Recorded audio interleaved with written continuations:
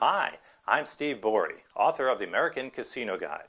For the past 25 years, it's been the #1 best-selling book about casino gambling and travel, and the only book that comes with more than $1,000 in casino coupons. Each month, we upload a new video about how casinos work and how you can win. So if you want to learn how to be a better gambler, be sure to subscribe to our channel. And don't forget that we have a free app.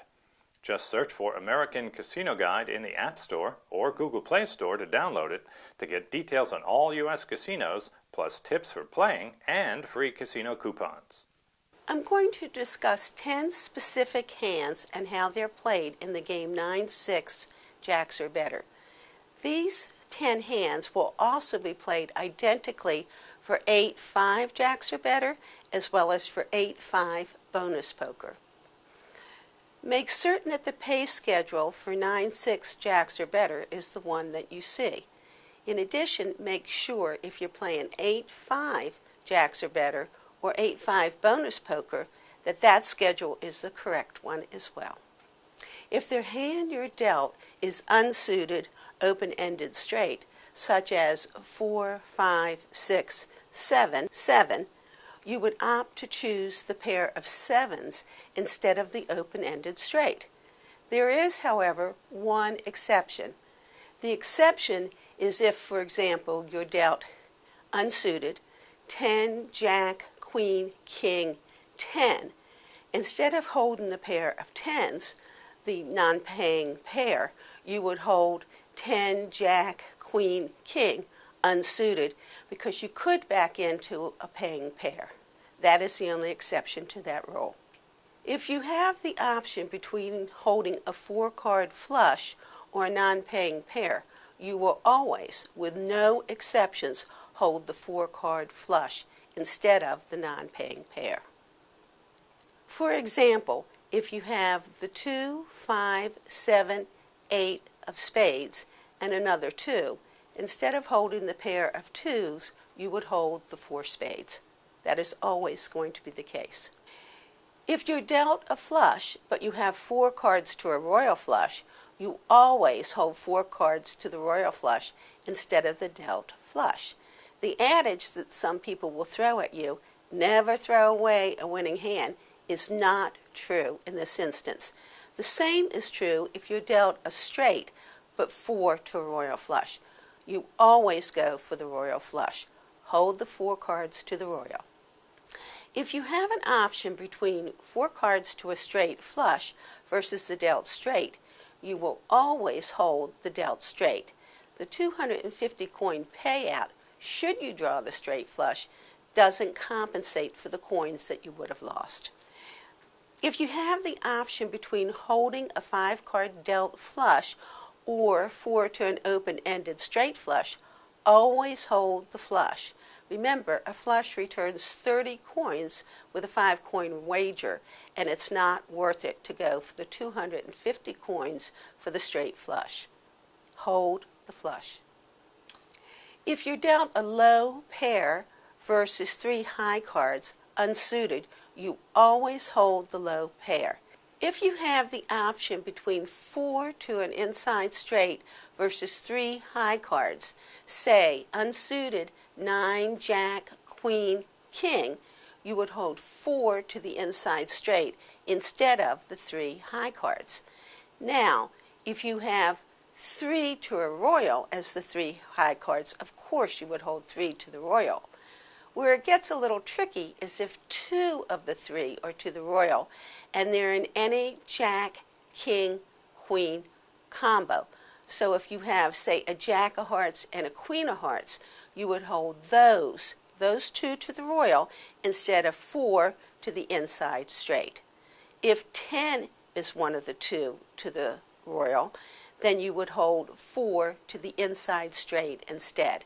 So if you had, say, 10 jack of hearts, you would still hold 4 to the inside straight over any combo including the 10 for the 2 to the royal. If you're dealt 3 cards to a royal flush along with a non-paying pair, say a pair of tens and an ace, queen, king of hearts, you always hold 3 to the royal flush. Never hold the non-paying pair over 3 to the royal flush. Suppose you have an option between 3 to a royal flush versus a paying pair. In that case, you would throw away 3 to the royal, and instead you would hold the paying pair.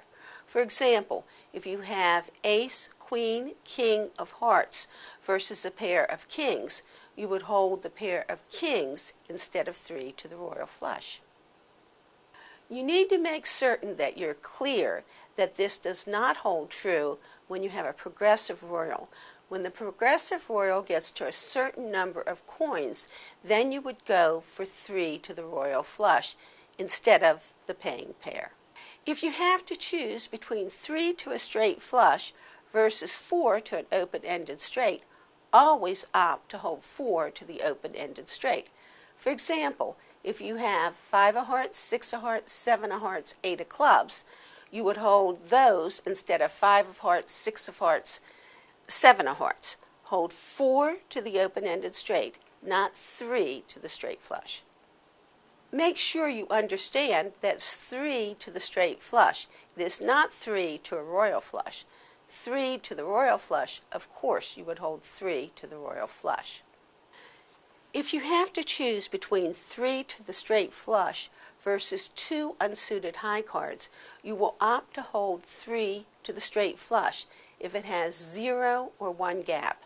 For example, if you have the 5 of hearts, 6 of hearts, 7 of hearts, ace of spades, queen of diamonds, you would hold the 5 of hearts, 6 of hearts, 7 of hearts. If you're dealt 5 of hearts, 6 of hearts, 8 of hearts, notice there's 1 gap between the 6 of hearts and the 8 of hearts. You would still hold 3 to the straight flush with 1 gap instead of the 2 unsuited high cards. However, if you're dealt 3 to a straight flush with 2 gaps, 5 of hearts, 6 of hearts, 9 of hearts, you would then hold 2 to the unsuited high cards. In this case, the ace and the queen unsuited would be a better hold than if you have 2 gaps in the straight flush. In the game of video poker, I cannot overemphasize the importance of gaps. If you have 2 gaps, you have a significantly lesser hand in your straight flush possibility.